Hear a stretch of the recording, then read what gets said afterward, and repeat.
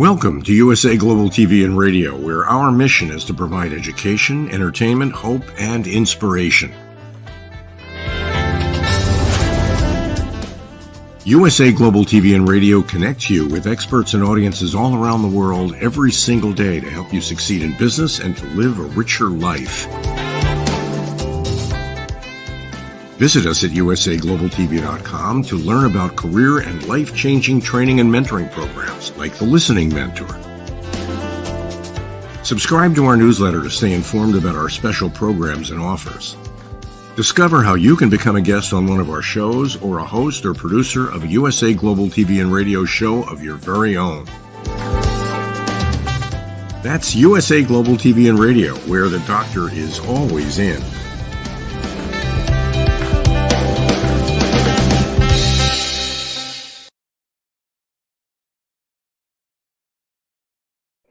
Hello and welcome home to USA Global TV and Radio.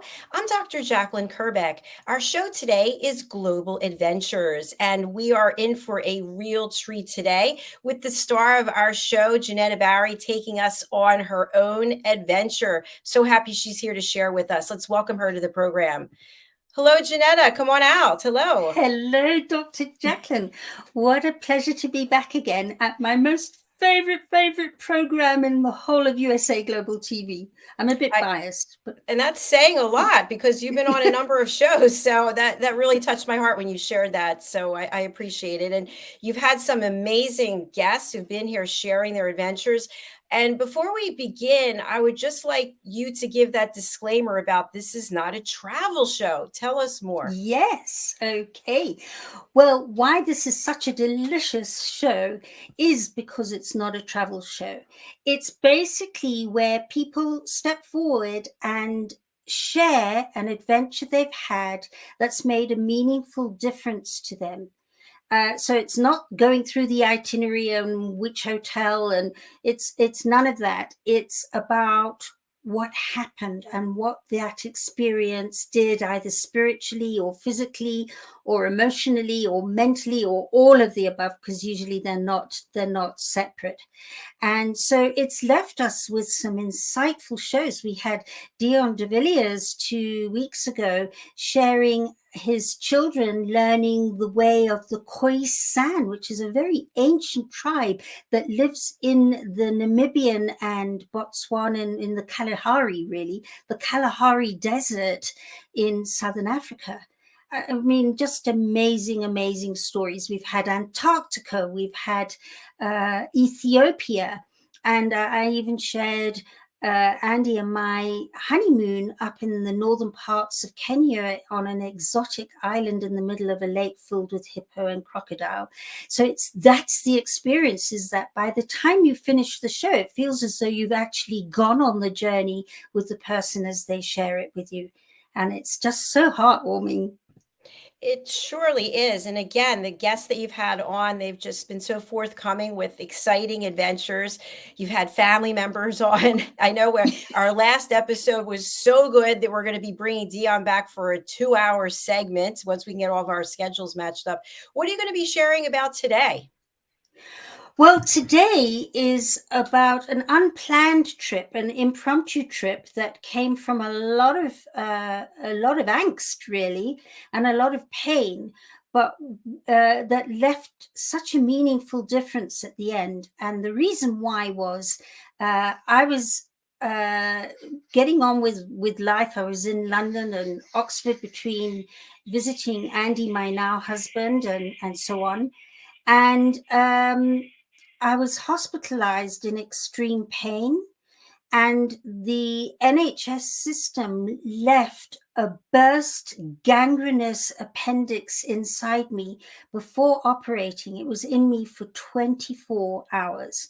So instead of being just a few days, I was 6 weeks in hospital with this dear, darling man of mine holding my hand, family on the line all the time because nobody was sure whether I'd make it or not.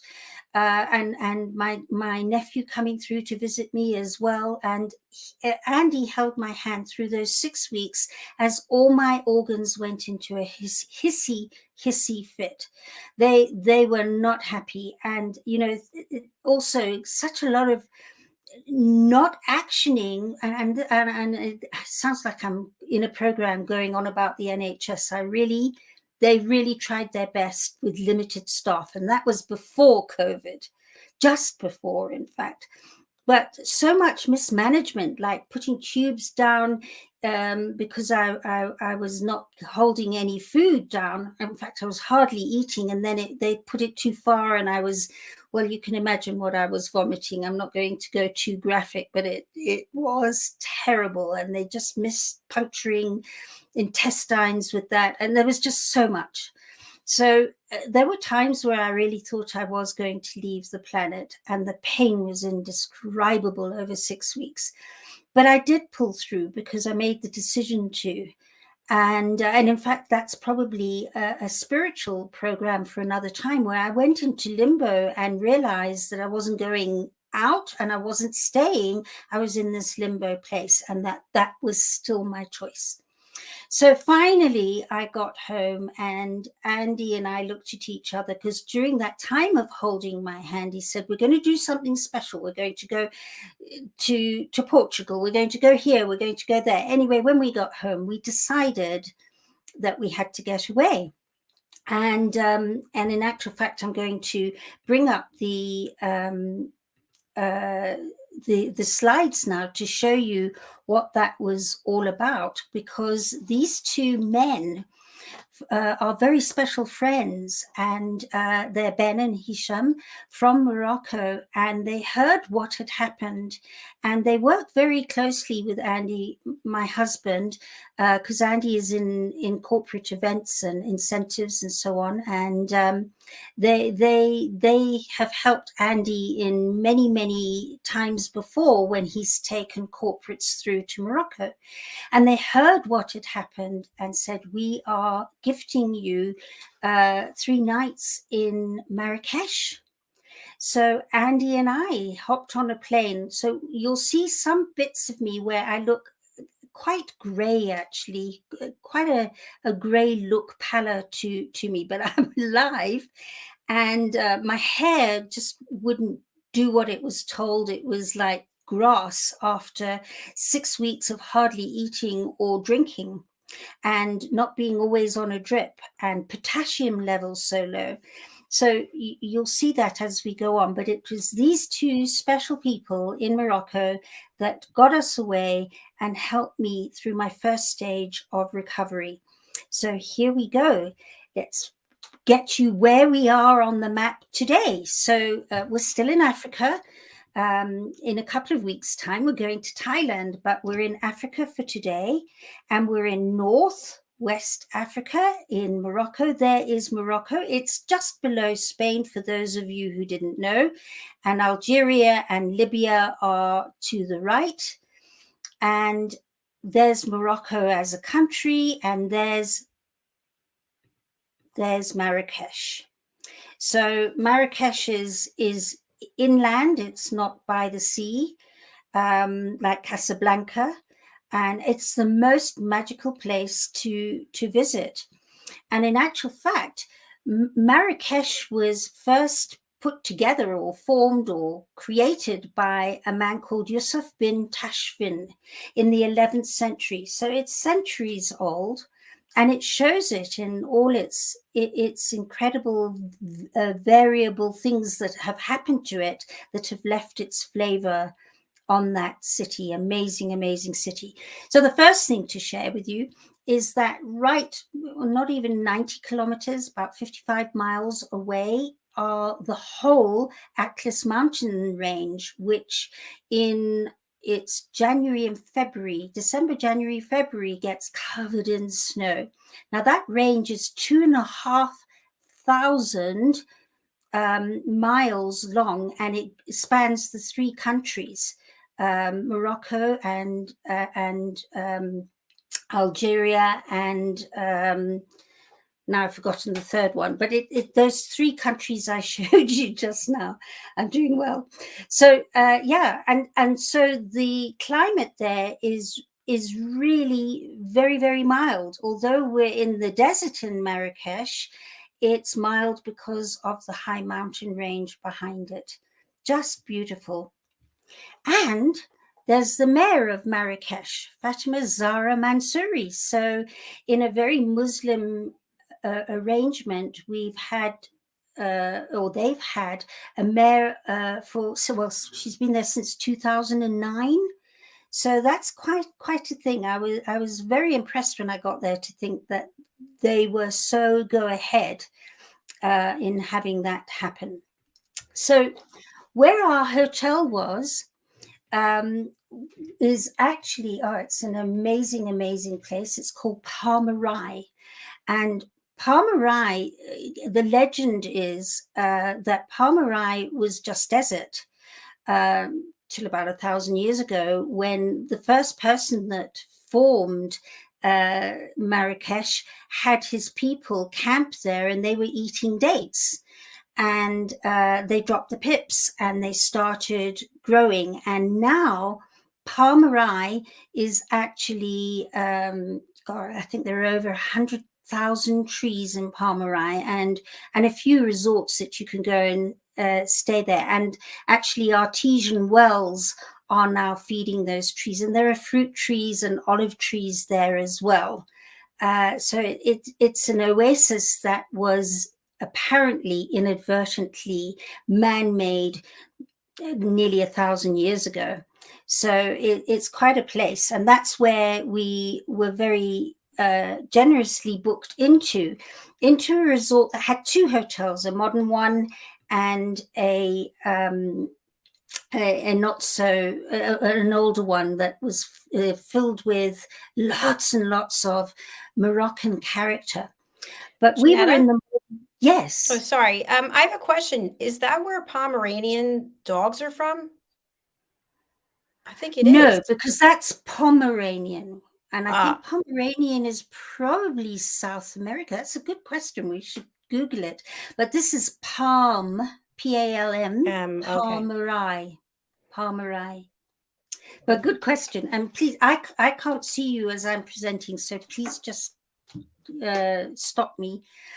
Okay, so this is the hotel we were staying in, and this was our mint tea man.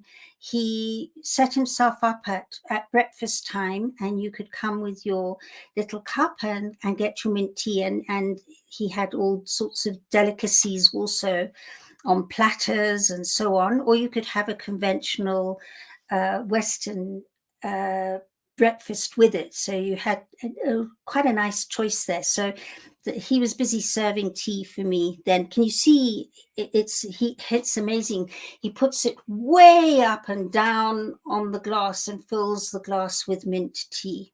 It's quite an art there. Sounds delicious. Oh yeah, it's amazing. Absolutely amazing. And then this is one slide from the other hotel, and just look at that stained glass. This is the reception area as you walk into the older hotel, and it's just filled with it's artifacts and just such a deep feeling of Morocco. You just cannot miss it. So there we went and ate there one of our nights because it's just so enchanting. Yeah. So then on our first day after we had arrived, the next day, we went through to the center of Marrakesh. And this number one. Clean your face and for all. First a little bit in night on the morning. Look at that. Look at the oil. Amazing. Wow. It's stunning. What is that material? It's plaster up there, and then down below is tiles. Down by her hip, it's tiles. Just so very Arabic and so beautiful. So that was a marketplace under roof marketplace, and I think that building was about, from memory, 200-300 years old, and they've adapted it so that there are stalls inside there of different things you can buy. Did you And walk there from your hotel? no, we had to take transport. We actually, I think the hotel actually, they had a shuttle service for us, and we went in. And then when we got off, we walked to this place from where we were dropped off. And fortunately for me, I had my guide, because Andy's taken quite a few clients there in years gone by. So it was really great, because he could say, okay, you know, this, that, the other. And it makes such a difference when you have somebody that knows their onions. For sure. Did you buy anything? We did. Well, actually, it's kind of one of the things that one has to be careful about in Marrakesh, is that one can very easily be bamboozled into buying things at inflated prices, because you're dealing with the dirham and going, well, I'm trying to go backwards and forwards and so on. And they're very good at talking fast and moving you fast and so on. So we did buy, but it was, when we got home, it was a little bit on the inflated side. But just such a special experience nevertheless. And so we had that picture taken with Andy and me. And as you can see, I'm looking ever so slightly grey. Yes. Yeah. Not in a happy place, but just so happy and thankful to be there. And then, of course, these are the spices that can be bought. There were spices available in that building, but then we came out and actually went through to the Medina. And so are the spices, are the spices supposed to be more pure, or what is the advantage of buying those spices there? They don't have preservatives in them? No preservatives at all. In fact, one of the pictures I haven't included is me sitting with the women grinding various bits and pieces in that building. So it's all hand done and brought in from places where it's been done naturally with no preservatives. They're all Moroccan Eastern spices that just bring all the food to life. Really, really quite something. So this is the Medina, which is an ancient sort of walled city, you could say, and the original part of Marrakesh. And those are all the stalls in the center. And of course, they're called souks. And you can see there's many things going on there. Also, there are roads that lead off from there, little lanes. They're filled with shops as well.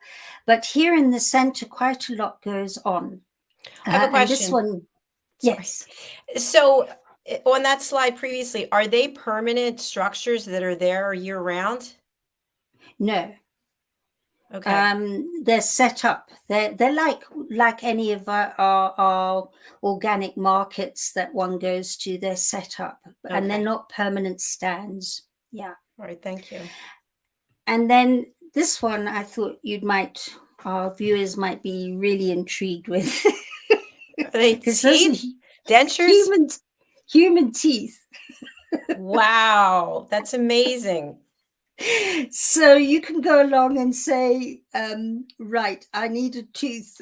This sounds like a familiar story for me. Because for our viewers, I've been suffering with teeth. I had radiation treatment, and it affected my teeth, and they're very brittle. So I would need this gentleman nowadays. But so is it just safe? I mean, it doesn't look like it's very. No. There's a lot of sanitation going on there, as sanitizing. No. I wouldn't touch it if you paid me. Those are human teeth that used to belong to other people. I don't even want to know how he got those teeth, but we should have him on for an interview. We should. And look at him saying, come. Yeah, come. I've got some teeth for you. And it looks like he's also got people's old false teeth. So I know, it does look like that. Oh my gosh.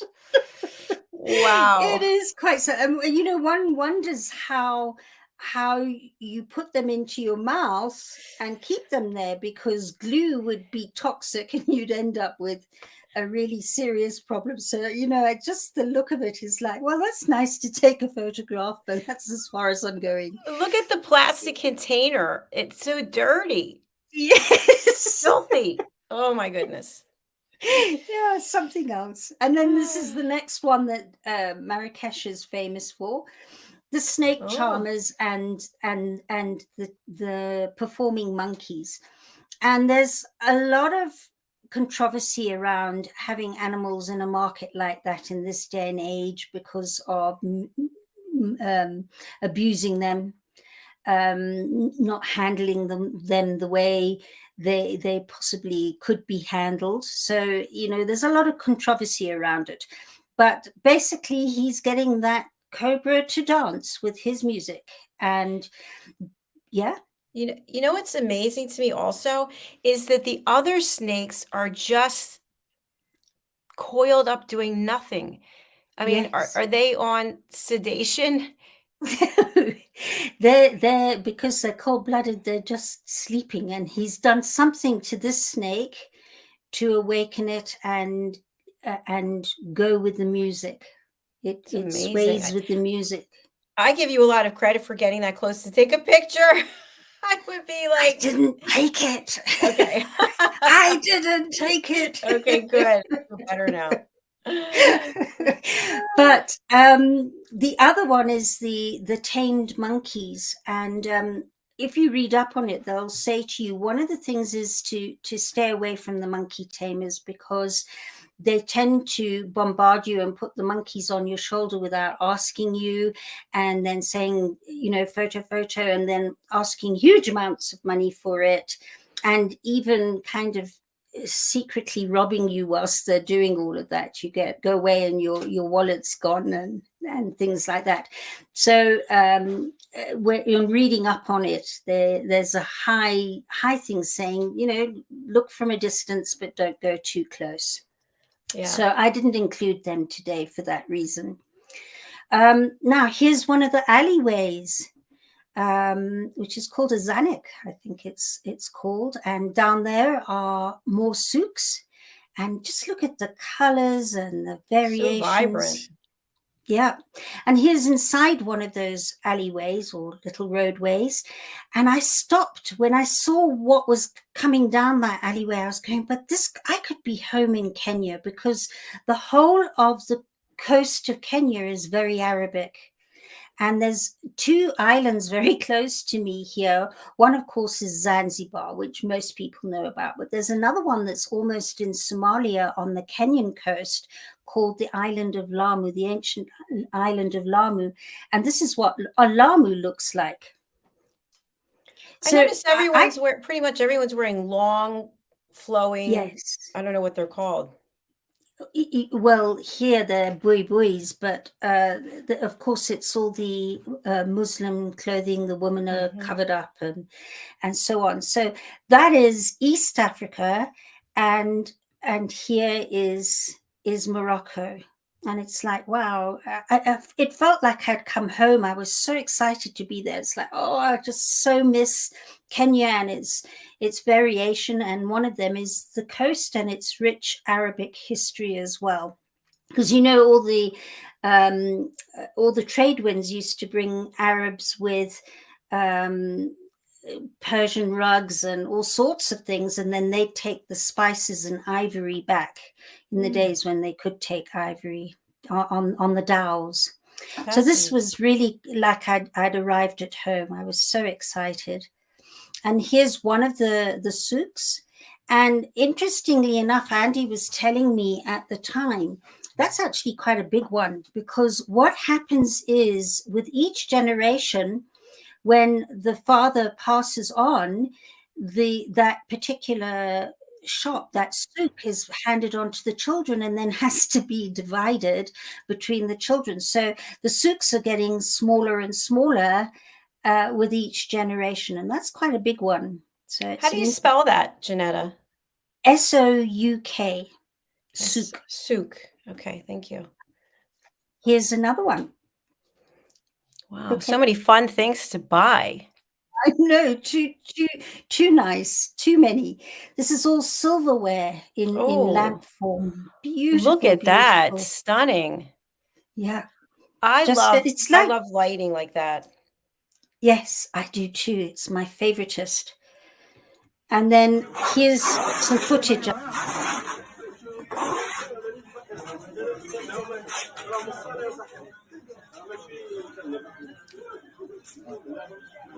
Do they use electricity, Jenetta, or are they candle lit, or? Those are lit by electricity, yeah. But in days before, they'd have had to have used candle. Do you see that motorbike just went by so fast? And now I have to get out of the way of another one that hooted at me. Here, I'm getting out of the way. And by the time I'm back, he's gone. Wow, that's amazing. So they're fearless, absolutely fearless in those streets. And then after that, we decided we wanted some lunch. So we went to one of the riads in the Medina. So to explain to you, a riad is a building that comes off from those little streets. And it's usually conventionally 2 stories. Sometimes it's more than 2, but at least 2 stories with an inner courtyard. So it's very cool inside that courtyard. Some of them have fountains, some of them have little pools that you can get into, like plunge pools, all with beautiful tiling. Just amazing. So we went into one of the riads, and all those buildings are flat roofed. So we went right up to the top where there was a restaurant. Oh, I love this. And look at the man with his mandolin. I don't think it's called a mandolin, but it's very close to one. You're looking better there. Yes, I think I've had some sunshine. Sunshine, yeah. Coming, yeah. Just so nice experience.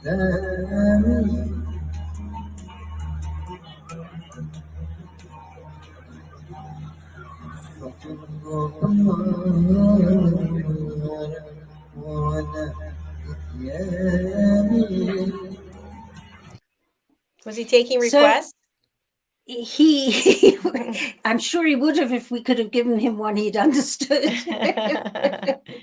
And then I went over to the edge of the building and took a picture or a video of the street, because I said to Andy, oh my word, this street scene could be a Mombasa street, a little bit cleaner than Mombasa, although Mombasa has cleaned up of late.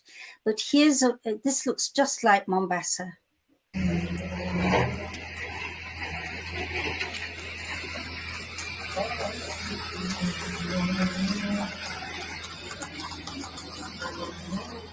Oh, look at all the carriages. Yeah, now that was what struck me, because there are no carriages in Mombasa. So I did a lot of research on it. And in French, they are calèche, which is French for carriage.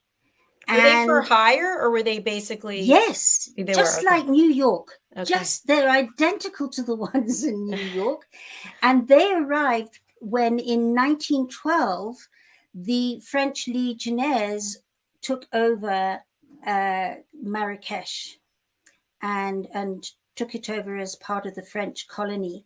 And so they brought the calèche through to there, and that is a historic painting of that takeover, with the Legionnaires on the left and the Arabs on the right taking over Marrakesh. And there's the walls of the Medina with the tower there. So the other side of that wall is where we saw the market. Okay. So it's amazing. That is amazing. And here they are, looking just like the ones in New York. All there, all from the French era. And Marrakesh and Morocco gained independence in 1956. And it up till then, it had a really quite violent, unsettled, unpeaceful history for centuries. So it's at its most peaceful since they gained their independence. Because, you know, different places kept on taking it over, apart from the Europeans, the Spanish and the Portuguese and the French. Different dynasties came in, Arabic dynasties, and took over. So there was a lot of warring over the generations, and this is what we're going to be able to see a smidgen of now, because that evening, or I think the next evening, we went to Sheikh Ali, and Sheikh Ali, you have to take a transport out to the north of Palmyra, and you arrive there just after dusk. It's magical, and the whole complex is the restaurant. So on one side are palatial buildings, which are part of the restaurant, and on the other side there's these beautiful tents which you get escorted into for dinner, so you can have a Marrakesh dinner. Here's our dinner coming through.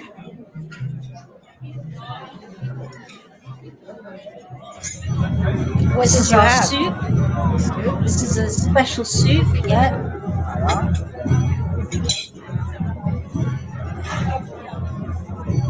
I love how he serves it. I know, it's not... And then we went on to have the main course, tagine. That gets baked in its container in the oven. It's a beautiful Tagine, container. Isn't it beautiful? We've got two, and Andy loves experimenting with them. So because he's the cook in the family, I'm very spoiled, really. So yeah, that's tagine. So it's baked in a wood oven. And then this is a pastry for dessert. It's pretty large, isn't it? Yeah, well, it's between the two of us. Okay. And it's no a very judgment. thin pastry. No judgment. But we did share it, and it's very paper thin. You know, it's not heavy. It's not a heavy pastry. And then we went outside to where the palatial buildings were, and a whole extravaganza awaited us there. They bring on horses that perform. They bring in the warriors, the adventurers that used to fight for their Bedouin villages and so on. They were very fierce in their day, and this is them on their horses. And the horsemanship is unbelievable, because it's not a small arena, but it's small when you've got galloping horses all in formation and having to pull up at the last minute, and guns firing at the same time. So I'm going to be showing that to you just now. And look, there they are getting ready to charge. That's them having charged. And it's quite, sitting there watching them silently stand there before they charge.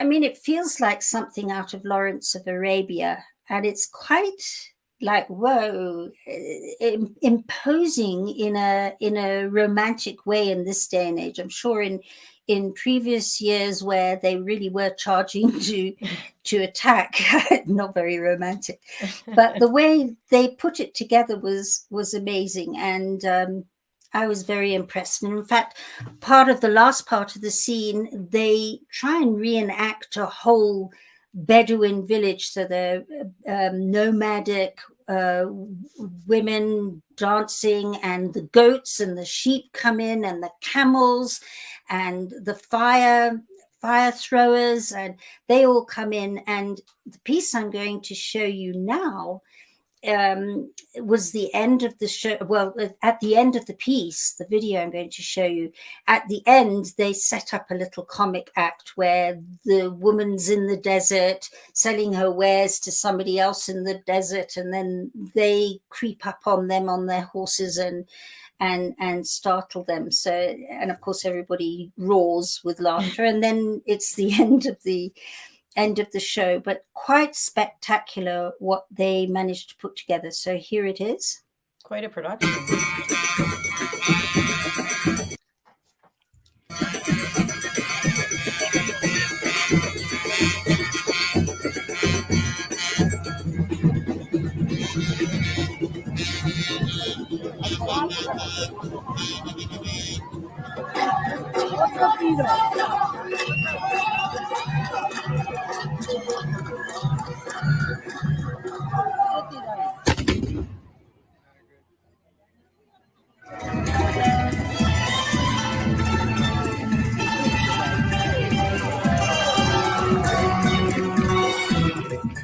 Yo soy guarrapo.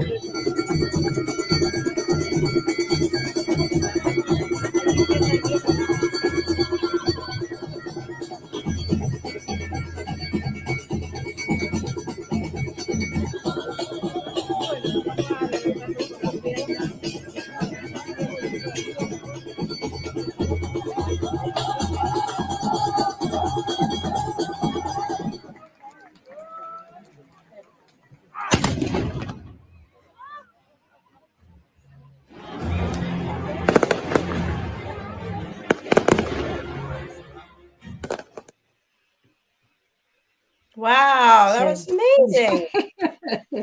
What a trip. What a trip. And Andy was saying in the early days when he used to take clients, it was only in the desert in the open air. So they've now created this the whole thing is the restaurant. So even the arena and the palatial buildings and the tents that we ate in is Shea Ali restaurant, the whole thing. So they've expanded it and put some more richness into it, I suppose you could say. How many people can be accommodated for the dinner seating? Wow, they had, it must have been about 5 enormous tents. Oh my So gosh. I actually don't know, but there are a lot of Thousands? people. And of course, some people don't go and eat. They just go for the extravaganza. There's also somewhere you can go beforehand. There's Alibaba's cave and something else. You can go to that and not do the other, or you can do all three. You can do the cave and then eating and then the extravaganza. We just did the eating and the extravaganza. How long does it was the whole amazing. thing take if you do all three? Wow, it's 3 to 4 hours. Oh, all three, I would say closer to 6, but we were there 4 hours and it only started at 9. So we got back to our hotel room in the early hours of the morning. Just amazing. That is amazing. Well, thanks for sharing that. They do that every single night. That's not once in a while, it's nightly. Every night. It's incredible. And what are some of the key takeaways that you have from the trip? I guess the fact that, well, one of them that I didn't show was whilst I was in the hotel, I was still working for emergencies. Can you believe it? So I had a very precious, meaningful couple to me whose daughter had only a couple of months before ended her life. And I was doing a consult with them and walking along, and suddenly within the hotel, this hugely rich prism of rainbow light was down by my feet, and I couldn't work out where it had come from. And I had to walk quite a long way along where there was a bit of a skylight, and it had gone sideways. And there it was, and I was talking with them and consulting with them and helping them through their loss. And I stopped and I said, guess what I've just got in front of me? So that was a huge takeaway, was that connection to Jenny and Rainbows, my daughter, who passed through suicide, and their daughter. And we often talk about their daughter and mine in energies.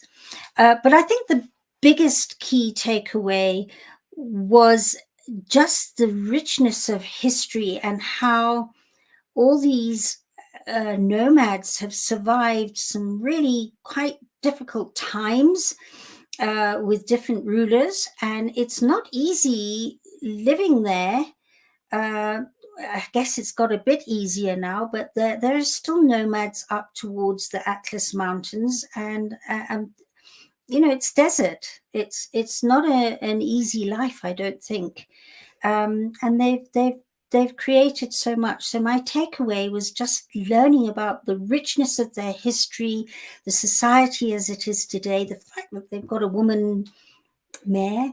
Yeah, from 2009, I think you said, yes? Yes, she's been there from 2009. I especially love how you put these presentations together. I'm sure it must take a lot of time. And I love how you start out with the map, because that's really important. I'm looking, going, okay, what's near what? I think that's so helpful. So kudos to you for putting together such an informative and educational presentation. Oh, thank you, Dr. Jacalyn. Well, to me, it's about making a difference to one person, no matter what you're doing. And if you're going to do it in the best way you can, with the most open heart. And well, you made a difference to me, so thank you. Oh, thank you. I definitely appreciate it. Jenetta, how can people reach out to you? What if they have an adventure that they want to share? Can they be a guest on the show? They most certainly can. In fact, our next guest in our next show is somebody very close to me as well. She's been a client of mine, long before I even lost Jenny, actually. She used to come to my meditation and spiritual classes and intuitive classes. And she reached out to me after our last show with Dion and said, I'd love to do this. And she lost a son in 2017. And she had a most incredible, extraordinary spiritual adventure after that loss in Thailand, where she was working when he died and returned to after his death. And we're going to share that spiritual adventure with you in 2 weeks' time.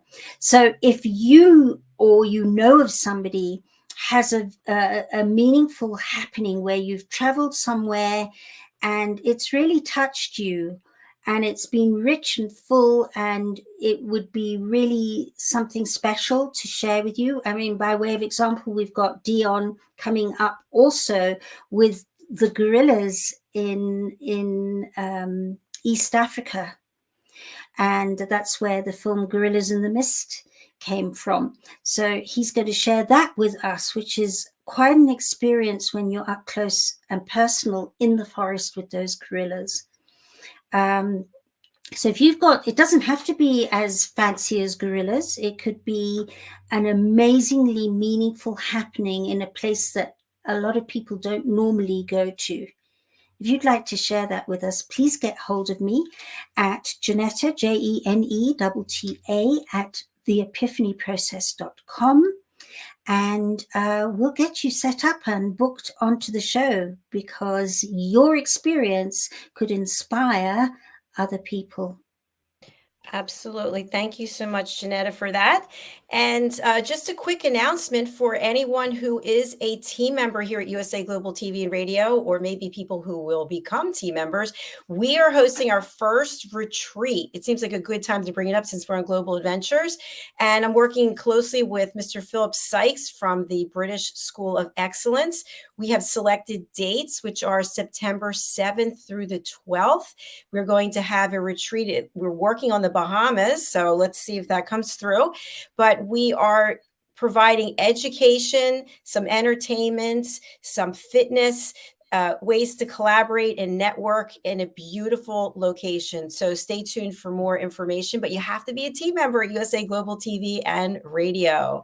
Okay, Jenetta, thank you again for all of the love and kindness that you put into your work that you shared today. I certainly feel much more enlightened about Marrakesh, Morocco, and how beautiful the area is there. It's very enticing to go and visit. Honor and a pleasure. Can't wait till the next show.